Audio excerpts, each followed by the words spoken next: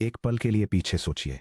जब हमने सेक्शन 5.2 में parallel single agent fan out patterns को एक्सप्लोर किया था, याद है कि एक सिंगल कंट्रोलर को एक साथ 3 या 4 एक जैसे टास्क स्पिन अप करते हुए और डेटासेट को तेजी से प्रोसेस करते हुए और रिजल्ट्स कलेक्ट करते हुए देखना कितना सेटिस्फाइंग था। ऐसा लगा जैसे कोई सुपर पावर अनलॉक कर ली हो। फिर सेक्शन 6.1 में हमने टास्क डेलीगेशन मैकेनिक्स को देखकर चीजों को एक कदम और आगे बढ़ाया और ये सीखा कि कैसे वन एजेंट टूल कॉल्स या मैसेज पासिंग का यूज करके किसी दूसरे एजेंट को एक अलग काम सौंप सकता है। यह स्ट्रेट फॉरवर्ड और फ्लैट टास्क्स के लिए बहुत ही शानदार तरीके से काम करता है। लेकिन क्या होता है जब आप रियल वर्ल्ड एंटरप्राइज एप्लीकेशंस में कदम रखते हैं? इमेजिन कीजिए कि आपको एक ऐसा सिस्टम बनाने का काम सौंपा गया है जो 20 पेज का प्रोडक्ट रिक्वायरमेंट डॉक्यूमेंट यानी पीआरडी लेता है और ऑटोमेटिकली एक production ready software module generate करता है जिसमें पासिंग यूनिट टेस्ट्स और सिक्योरिटी कंप्लायंस रिपोर्ट्स और आर्किटेक्चर डॉक्यूमेंटेशन शामिल हों। अगर आप इसे वन प्रॉम्प्ट से सॉल्व करने की कोशिश करते हैं तो आपका एलएलएम शायद हाफ कोड हेलुसिनेट कर देगा या उसका कॉन्टेक्स्ट खत्म हो जाएगा। अगर आप इसे एक सिंपल फैन आउट पैटर्न का यूज करके सॉल्व करने की कोशिश करते हैं तो हर पैरेलल वर्कर को यह जानने के लिए पूरी हिस्ट्री की जरूरत होगी कि दूसरा वर्कर क्या कर रहा है, जिससे उनके कॉन्टेक्स्ट विंडोज जल्दी ही इरेलेवेंट नॉइज से भर जाएंगे। यहीं पर हायरार्किकल एजेंट टोपोलॉजीज खासतौर पर सुपरवाइजर वर्कर नेटवर्क्स मदद के लिए आते हैं। इस सेक्शन में हम यह समझने जा रहे हैं कि गूगल एजेंट डेवलपमेंट किट यानी एडीके का यूज करके इन मल्टी लेयर्ड एजेंट नेटवर्क्स को कैसे स्ट्रक्चर किया जाए। हम इस बात को कवर करेंगे कि कॉम्प्लेक्स वर्कफ्लोज के लिए हायरार्की क्यों जरूरी है और कॉन्टेक्स्ट आइसोलेशन के सटीक मैकेनिक्स को समझेंगे और एडीके का यूज करके एक कंप्लीट वर्किंग पायथन पाइपलाइन लिखेंगे और हंग वर्कर्स और टोकन यूसेज स्पाइक्स और बॉटलनेक सुपरवाइजर्स जैसे रियल वर्ल्ड ऑपरेशनल चैलेंजेस से निपटेंगे। Section break. नेटवर्क को कंसेप्चुअलाइज करना यानी द फिल्म प्रोडक्शन क्रू। यह विजुअलाइज करने के लिए कि एक सुपरवाइजर वर्कर टोपोलॉजी कैसे काम करती है, एक full scale film production set की कल्पना करें। आपके पास कोई एक सिंगल पर्सन नहीं होता जो लाइट्स सेट कर रहा हो, माइक्रोफोन्स चेक कर रहा हो, लेंस फोकस एडजस्ट कर रहा हो, सीन एक्ट कर रहा हो और साथ ही लंच भी केटर कर रहा हो। और नहीं आपके पास 10 इक्वल क्रू मेंबर्स होते हैं जो एक ग्रुप चैट में एक दूसरे के ऊपर चिल्ला रहे हों और यह डिसाइड करने की कोशिश कर रहे हों कि जनरेटर कौन ऑन करेगा। इसके बजाय आपके पास एक डायरेक्टर यानी सुपरवाइजर एजेंट होता है। डायरेक्टर बूम माइक को ऑपरेट नहीं करता या 4K कैमरा सेंसर को डायरेक्टली कैलिब्रेट नहीं करता है। डायरेक्टर पूरे सीन यानी मैक्रो गोल के लिए विजन रखता है, उसे अलग अलग ऑपरेशनल रिक्वायरमेंट्स में ब्रेक करता है और स्पेशलाइज्ड डिपार्टमेंट हेड्स को स्पेसिफिक रिस्पॉन्सिबिलिटीज असाइन करता है। लाइटिंग लीड जो कि वर्कर एजेंट ए है, पूरी तरह से लाइट प्लेसमेंट्स, कलर, टेम्परेचर और कंट्रास्ट पर फोकस करता है। ऑडियो इंजीनियर जो कि वर्कर एजेंट भी है, पूरी तरह से डेसिबल लेवल्स, फ्रीक्वेंसी आइसोलेशन और बैकग्राउंड नॉइज कैंसिलेशन पर फोकस करता है। कैमरा ऑपरेटर जो कि वर्कर एजेंट सी है, एक्सक्लूसिवली फ्रेमिंग, फोकल लेंथ और कैमरा मूवमेंट पर फोकस करता है। यह डायग्राम एक hierarchical multi agent system architecture को दिखाता है जहां एक central supervisor agent lead developer या डायरेक्टर की तरह काम करते हुए 3 स्पेशलाइज्ड वर्कर एजेंट्स यानी एक कोड राइटर, एक यूनिट टेस्टर और एक सिक्योरिटी ऑडिटर को टास्क कोऑर्डिनेट और डेलीगेट करता है। हर डिपार्टमेंट हेड कॉन्टेक्स्ट आइसोलेशन के साथ काम करता है। लाइटिंग लीड को चैनल 4 पर रिकॉर्ड हो रहे ऑडियो सैंपल रेट को जानने की जरूरत नहीं होती है, ये जानने से सिर्फ उनका वर्कबेंच क्लटर होगा। हालांकि डायरेक्टर हर चीज पर हाई लेवल विजिबिलिटी बनाए रखता है। जब कैमरा ऑपरेटर कहता है frame is ready, audio engineer कहता है साउंड इज रोलिंग और लाइटिंग लीड कहता है सेट इज लिट, तो डायरेक्टर इन स्टेटस सिग्नल्स को सिंथेसाइज करता है और एक्शन कॉल करता है। गूगल एडीके में एक सुपरवाइजर वर्कर नेटवर्क इसी एग्जैक्ट डिजाइन फिलॉसफी के तहत काम करता है। Supervisor agent macro level context और स्टेट को होल्ड करता है, जबकि dedicated worker agents isolated context spaces के अंदर टाइटली स्कोप्ड माइक्रो गोल्स को एग्जीक्यूट करते हैं। Section break. Architectural mechanics, decomposition और context isolation. Large language model based agentic engineering में हायरार्की इतनी इफेक्टिव क्यों है? ये 2 मेन ड्राइवर्स पर आकर टिकता है, टास्क डीकम्पोजिशन और कॉन्टेक्स्ट विंडो हाइजीन। मैक्रो गोल डीकम्पोजिशन। जब कोई एंड यूजर या अपस्ट्रीम एंटरप्राइज वर्कफ्लो सुपरवाइजर को एक कॉम्प्लेक्स प्रॉम्प्ट सबमिट करता है तो सुपरवाइजर तुरंत एंड एंड प्रोडक्ट जनरेट करने की कोशिश नहीं करता। इसके बजाय उसके प्रॉम्प्ट इंस्ट्रक्शंस उसे एक प्लानिंग पास परफॉर्म करने का निर्देश देते हैं। इस प्लानिंग पास के दौरान सुपरवाइजर इनकमिंग पेलोड को एनालाइज करता है, जैसे कि एक एप्लीकेशन स्पेसिफिकेशन।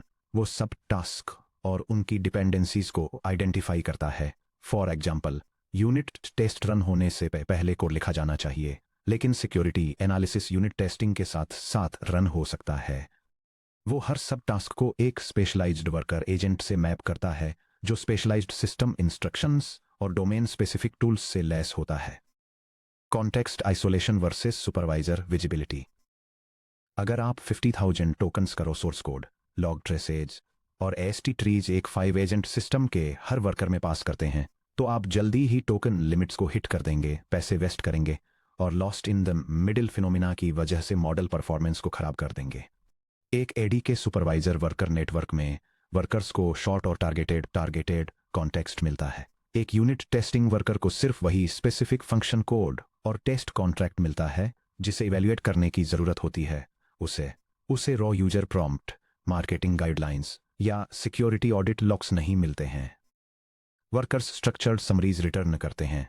अपना टास्क कंप्लीट करने पर वर्कर एक कंसाइज एग्जीक्यूशन रिजल्ट रिटर्न करता है। फॉर एग्जाम्पल, जेसन आउटपुट जिसमें टेस्ट रिजल्ट्स और स्टेटस कोड्स होते हैं। Supervisors full state history maintain करते हैं। सुपरवाइजर वर्कर्स द्वारा रिटर्न किए गए कंसाइज आउटपुट्स का यूज करके ग्लोबल स्टेट डिक्शनरी को अपडेट करता है, जिससे वो अगला स्टेप एग्जीक्यूट करने के बारे में इन्फॉर्म्ड डिसीजंस ले पाता है। यह सेपरेशन ऑफ कंसर्न्स ये सुनिश्चित करता है कि आपके वर्कर्स शार्प और फोकस्ड रहें, जबकि आपका सुपरवाइजर पूरी पिक्चर अपने पास रखता है। Section break. गूगल एडीके में एक सुपरवाइजर वर्कर ट्री बनाना। चलिए इस कॉन्सेप्ट को रनेबल कोड में ट्रांसलेट करते हैं। हम एक सॉफ्टवेयर इंजीनियरिंग पाइपलाइन बनाएंगे जिसमें शामिल हैं लीड डेवलपर यानी सुपरवाइजर, जो वर्कफ्लो को ऑर्केस्ट्रेट करता है, रिक्वायरमेंट्स को ब्रेक डाउन करता है, काम डिस्पैच करता है और फाइनल स्टेट को एग्रीगेट करता है। कोड राइटर वर्कर, जो स्पेसिफिकेशन के बेसिस पर क्लीन पायथन कोड जनरेट करता है। यूनिट टेस्टर वर्कर, जो जनरेटेड कोड को एक्सेप्ट करता है, यूनिट टेस्ट्स क्रिएट करता है और टेस्ट एग्जीक्यूशन को सिमुलेट करता है।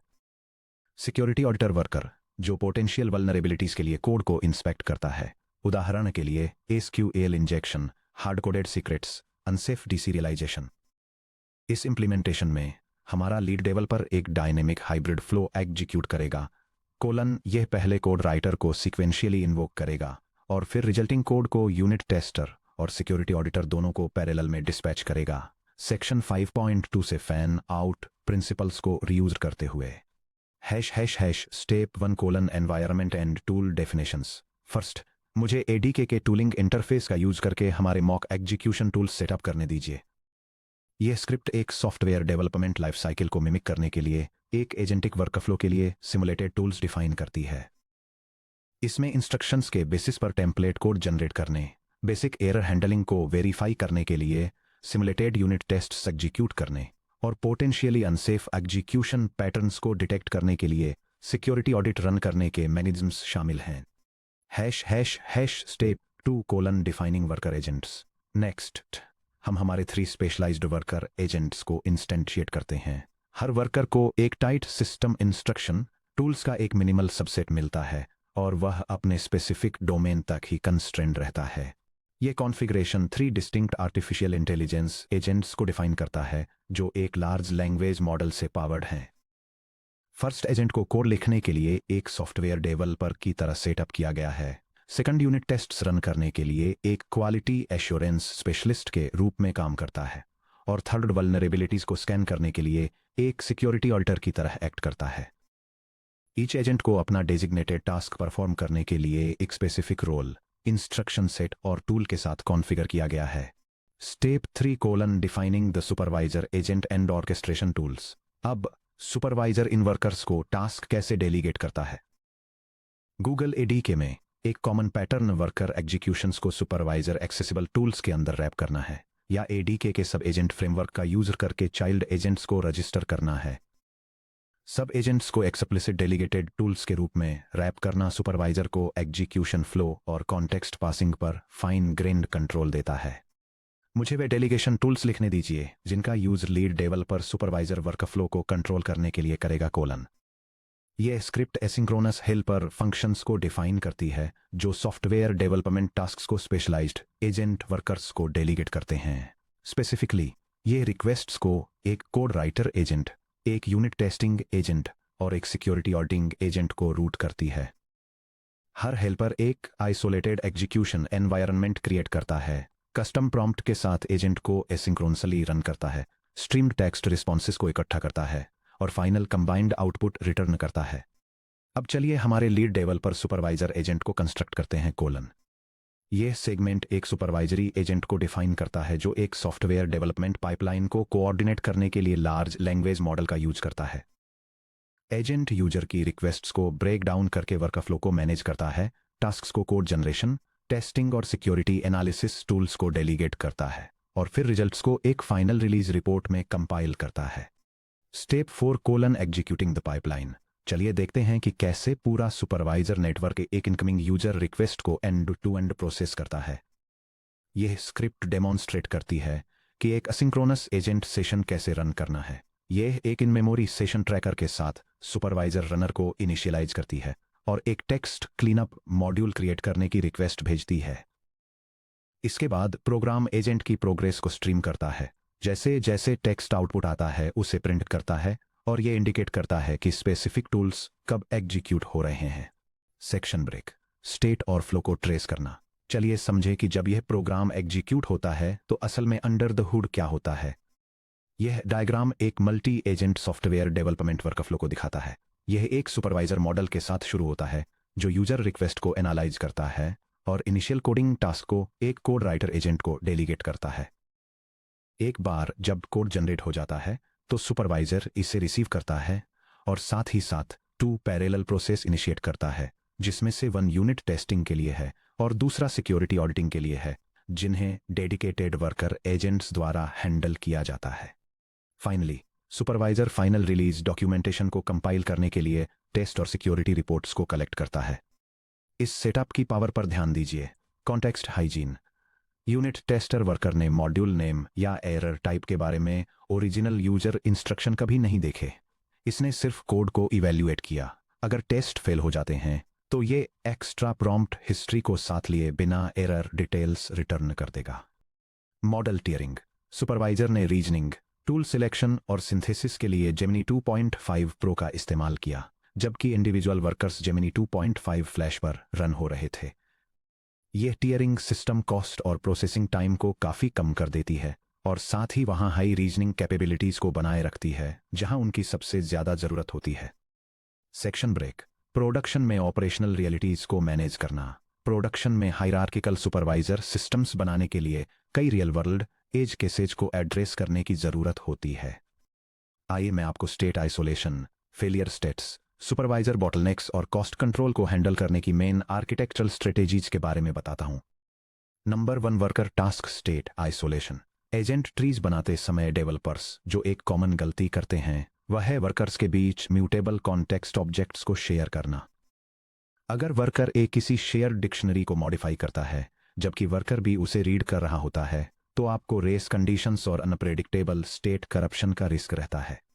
बेस्ट प्रैक्टिस, वर्कर बाउंड्रीज के पार इम्यूटेबिलिटी को एनफोर्स करें।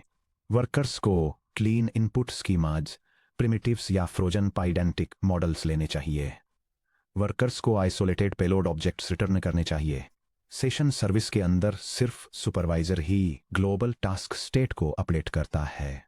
यह एग्जाम्पल सॉफ्टवेयर आर्किटेक्चर में एक बेस्ट प्रैक्टिस को डेमोन्स्ट्रेट करता है, ये दिखाकर कि कैसे एक बड़े और कॉम्प्लेक्स सुपरवाइजर स्टेट ऑब्जेक्ट को सीधे पास करने के बजाय केवल एक वर्कर प्रोसेस के लिए स्पेसिफिक रिक्वायर्ड पैरामीटर्स को एक्सट्रैक्ट किया जाए।